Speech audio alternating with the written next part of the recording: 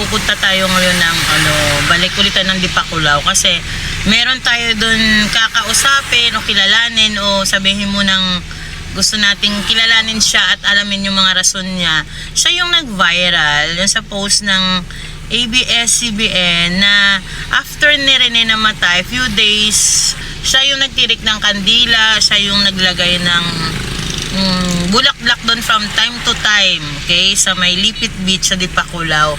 So, aalamin natin bakit niya ginagawa to o meron baka kapamilya niya ba yung si Rene or ano yung relevant sa kanya, bakit siya nagtitirik ng kandila doon, nag-waste ng time para para gawin yon, okay? Kasi marami nagtatanong sa kanya, marami siyang bashers, okay?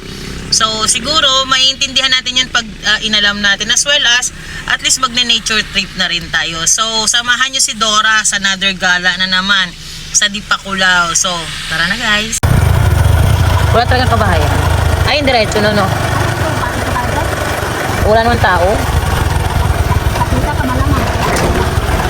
Wala naman tao. Sarado yan, patay yung ilaw.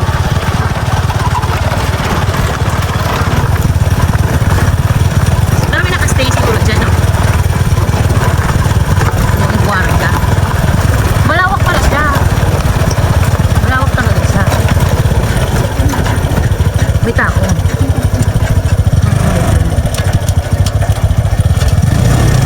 U-turn na tayo dito. Mag-U-turn. Anong gagawin ko?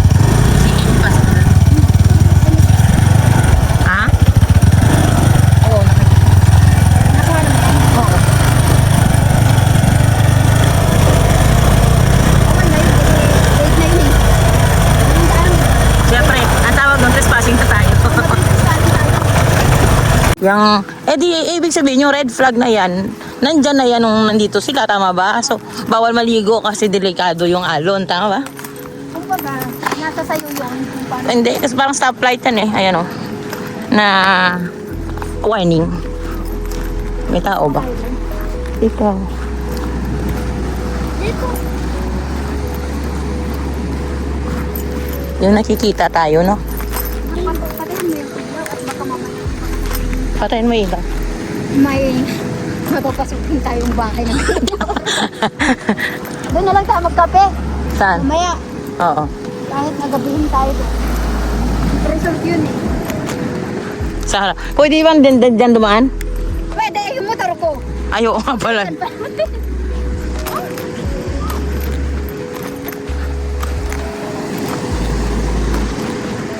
Napuno ng buhangin yung ano ko ha. Hirap pa man din lumakad. At least nakikita naman sa cellphone pa yung yung yun. Oo, kailangan ng background mo yan. So dito kami mag-i-stay hanggang gabi. Oo. May dala-dala kami actually mga pagkain. Ay, may ilaw, may tao. Ayan o. Ayan. So dyan sila nag-check-in. Ayan. Dito na dagat. Dito kami mag-i-stay. Maglalagay kami ng tent dito. Try na yung matulog dito. Ganon.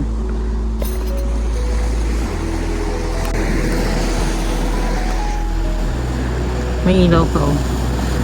So may tao. Tatabihan siya namin. Dito kami kakain. Ay, may madala lang kami. As well as bukas kasi magpapakain tayo sa mga mangingisda. May namumukot kasi dyan. Yung lambat. Dami. Ganon. Lambat. Tapos kukuha sila ng isda. So magbibigay tayo ng pansit at almusal nila. Pandesal. Simple lang naman. Actually, usually pag birthday ko nagpapakain ako sa mga bata. Ngayon since andito tayo sa Dipakulaw. So tomorrow magpapakain tayo dyan sa mga mangingisda or sino man makasalubong nating mga bata. So birthday natin August 9 pa. So dito natin ibigay yung mga pwede nating pakain.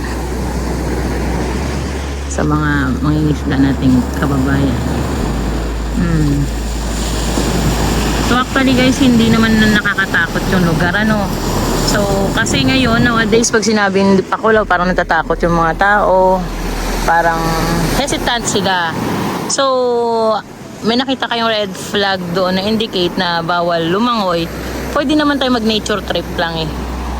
Okay, meron ditong pwedeng languyan, meron pwedeng liguan sa Dipakulaw, hindi lang itong dagat na to. Merong resort din doon. Meron din doon resort sa kabila. So, pwede nating puntahan yun. Wag natin masamain yung lugar. Actually, yung lugar at mga tao dito, it's okay lang naman sila. Mga tao dito ang babait. But unfortunately, dito nangyari ang tragedy. Kaya, medyo kinakabahan tayo, ayaw natin ng ganon. So, wag nating masamain yung lugar.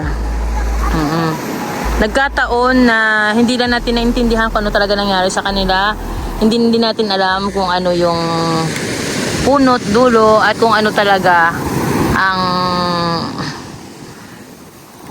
ang pinagmulan. Okay? So, but isa lang hinihingi natin lahat, justice, tama ba? So, maging patas din tayo sa lugar. Hindi lang naman ito yung lugar na nangyari na may nalulunod. Some other parts of the world, marami beaches or mga resorts, meron, di ba? Hindi lang itong nag-iisa. So, unfortunately, ang nangyari parang kinakatakutan na. So, ang halos trabaho ng mga tao dito nangingisda, umaasa din sa tourism. Kasi puro yan mga, puro yan mga resorts. Din may resorts din dito. Ngayon, once na walang guest or walang masyadong ganap, so siyempre yung resort owner mag-struggle sa mga expenses niya, magbabawasan ng tao, as well as yung mga taong yun, kung maaring cost cutting, magbawas tayo ng tao. So, paano kung may mga pinapakain sila, mga anak, pinapaaral na anak, di ba? So, let's be fair. Siguro, bago tayo pumunta, kailangan alaman natin yung mga safety measures na nandun. Balak namin maglagay ng tent. Tingnan natin kung ano-ano. Di ba? At least, kanina, galing ako sa ilog, na-attach dito na ilog nandun sa kabilang. So, connected yung ilog doon. So, ang ganda ng adventure natin doon. Din natin, include natin sa vlog na to.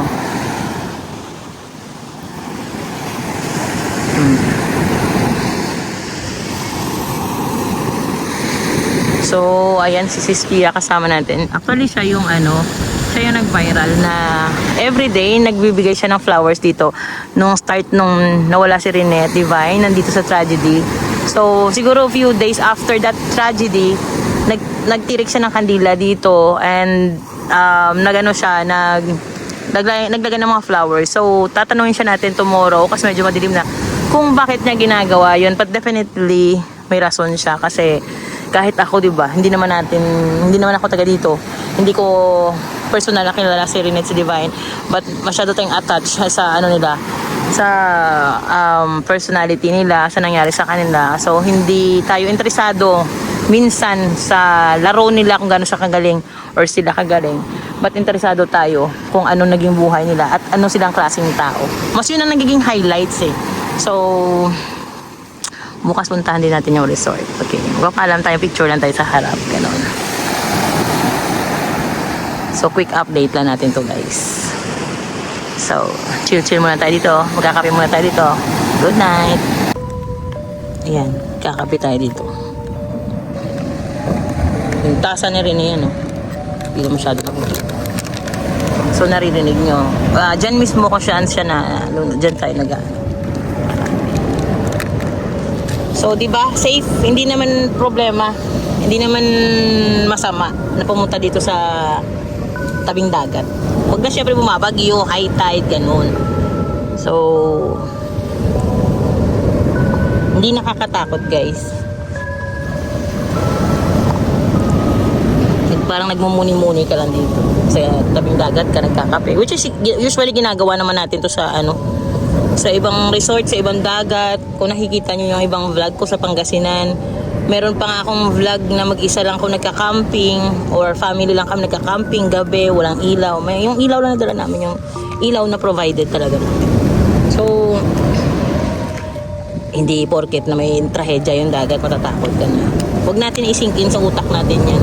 Kawawa naman yung lugar, kawawa naman yung mga residente. Tama ba? Kasi iba na yung tingin sa kanila ng tao, natatakot pumunta dito.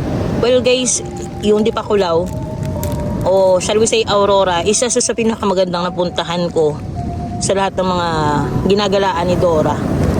Kasi napaka-peaceful. Hindi yun, prior to that is yung mga tao. Talaga.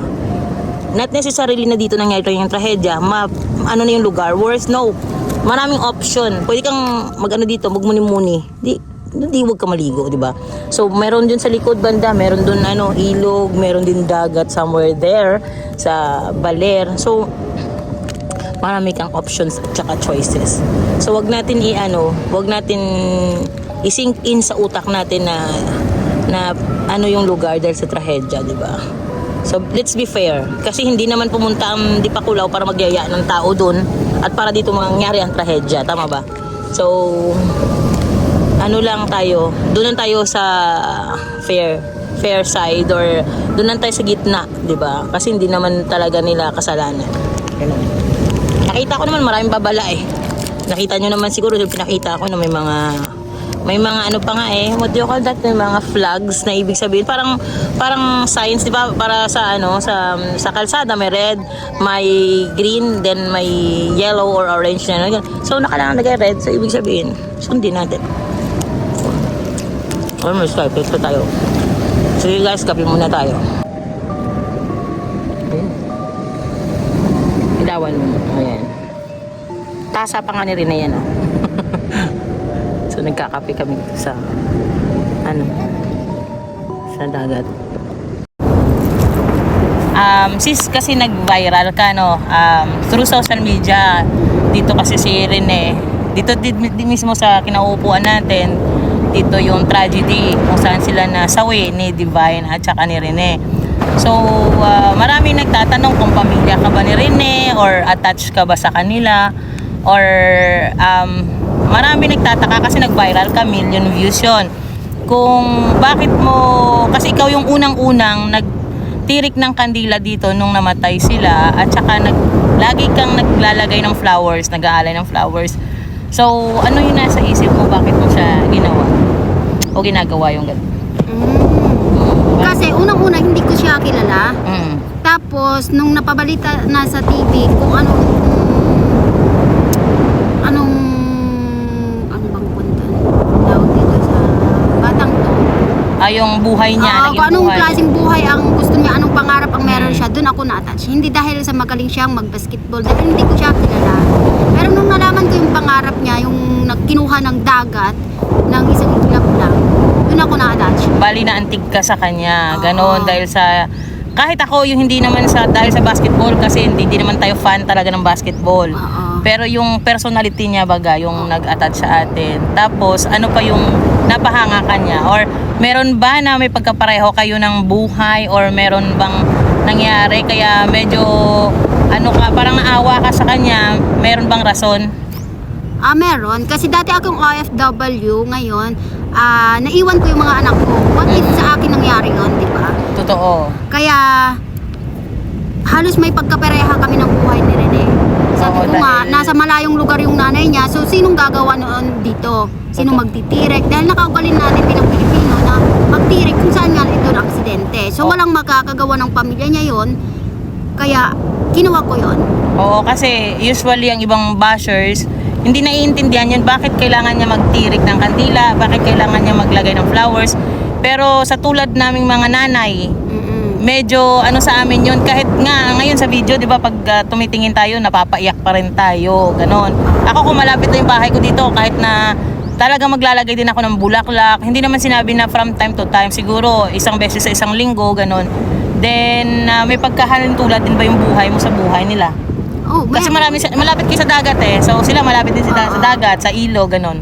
Halos parehas lang naman kami ng pamumuhay ni Rene. Kumbaga kumbaga lumaki rin siya sa hirap, lumaki rin naman ako sa hirap. Tama. Parang nandun yung pangarap niya na nawala. So doon ako naantig. While ako, buhay pa, so andun yung pangarap ko na ganun nga. Diba? Pare-paras naman tayo, ang pangarap lang naman natin yung medyo makaahon-ahon sa hirap. Oo, kasi sabi mo OFW ka. So siya umalis din para sa pangarap niya. Oo. Tapos ikaw umalis din para sa pangarap mo rin sa pamilya mo. Ganon. Then, sa hindi po nakakilala kay Miss Pia, nanay na rin po siya ng 2 bata. Actually, matangkad din yung anak niya na parang si Rene din, di ba? Kasi gusto niya rin maging atleta. So, what if kasi nararamdaman namin mga nanay yun, what if sa anak mo nangyari, tama ba? Sa anak ko nangyari. And hindi naman pwedeng pamilya titirik pa dito ng Kandila at napakalayo ng Mindanao. Kita nyo nga sa daan kung may aksidente, di ba? May nagtitirik ng Kandila. So, sinong magmamalasakit doon? Siyempre, siguro siya medyo na-attach lang yung damdamin niya doon dahil very familiar sa kanya yung feeling na nakipagsapalaran. Tama ba? Oo. Na alam mo yung lalayo ka sa pamilya mo dahil sa pangarap mo. And for the record, yung usually yung mga OFW na kababayan natin, yun yung mga talagang hook na magkaroon ng hustisya. Kasi bakit? Parang sila din yan lumalayo sila sa Pilipinas para sa pangarap nila sa pamilya nila. Same as Rene. So para at least maintindihan ng mga bakit kaya siya nagtitirik, bakit kaya yung mga usually yung mga bashers ganon So ang iba kasing bashers hindi natin mapi-please dahil hindi naman sila naging OFW. Pangalawa, hindi sila naging nanay, tama ba? Okay. Ang iba dyan nanghihingi lang sa magulang, so hindi sila nakaka-relate baga sa mga pangyayari. So at the same time, kung nakikita nyo, background natin is Hermanos. Guys, maganda po yung Aurora. Hindi po natin maitatanggi to kasi maganda, peaceful yung lugar nila. Pero ngayon, medyo natatakot na yung tao. Wag natin wag natin lahatin, wag natin i-stuck yung sarili natin sa isang pangyayari.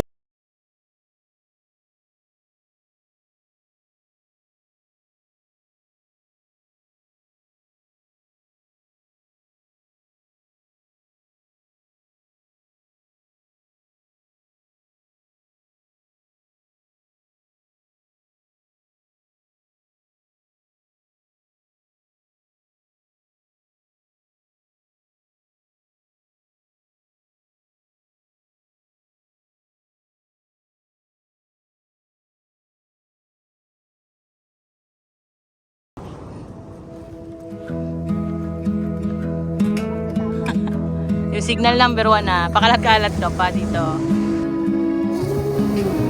Oo. Guys, maganda talaga yung Aurora. Ayan nakita nyo may CO cloud. Hindi na sinabi malimutan kasi naka red alert, so kasi may bagyo.